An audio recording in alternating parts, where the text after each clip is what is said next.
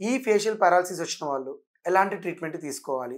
లేదా ఎలాంటి టెస్టులు చేయించుకోవాలి? ఫస్ట్ ఆఫ్ ఆల్ ఈ ముఖ పక్షవాతం, ఫేషియల్ పారాలిసిస్ వచ్చిన వాళ్ళు మిగతా ఒంట్లో పక్షవాతం ఉందా లేదా అని చెక్ చేసుకోవాలి. అంటే కాలు, చెయ్యి ఏమన్నా ఇబ్బంది ఉందా లేదా అని తెలుసుకోవాలి.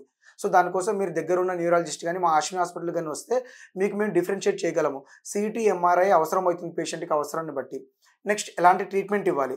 పేషెంట్‌కి ఇనిషియల్‌గా ఫేషియల్ పారాలిసిస్ వచ్చిన వాళ్ళకి మేము ఇనిషియల్‌గా స్టీరాయిడ్స్ ప్లస్ యాంటీవైరల్ డ్రగ్స్ ఇస్తాము. స్టీరాయిడ్స్ అయితే 2-3 వీక్స్ ఇస్తాము. అది యాంటీవైరల్ డ్రగ్స్ అయితే 5-7 డేస్ ఇస్తాము. ఈ కోర్స్ తర్వాత పేషెంట్స్ 5-7 డేస్ నుంచి ఇంప్రూవ్‌మెంట్ స్టార్ట్ అవుతుందండి. వితిన్ 1 మంత్‌లో రికవరీ ఛాన్సెస్ చాలా ఎక్కువ ఉంటాయి పేషెంట్స్‌కి. అండ్ ఇది కాకుండా physiotherapy is more important. Facial exercise అనేది చాలా ఇంపార్టెంట్. ఈ ఫేషియల్ మజిల్ ఎక్సర్సైజ్ ఎలా ఉంటాయి? స్ట్రాతో వాటర్ పీల్చడము, లేదంటే బెలూన్స్ ఊదడము, మరియు క్యాండిల్స్‌ని ఊదడము, వెలిగించిన క్యాండిల్స్‌ని ఆపేయడం అన్నమాట గాలి ద్వారా. అలాగే విజిలింగ్ చేయడము. ఇలా చేస్తా ఉంటే ఫేషియల్ మజిల్ ఎక్సర్సైజ్‌ని స్ట్రెంథెనింగ్ అవుతాయి. అలాగే కన్ను ఎలాగో మూసుకోదు కాబట్టి ఈ పక్షవాతం వచ్చిన వాళ్ళకి పడుకున్నప్పుడు స్టిక్కర్ ఏసుకొని పడుకోబెట్టాలి. లేదంటే అలానే ఉండిపోయి దుమ్ము, ధూళి పడిపోయి లేదంటే కన్ను దెబ్బతినే అవకాశం ఉంటుంది.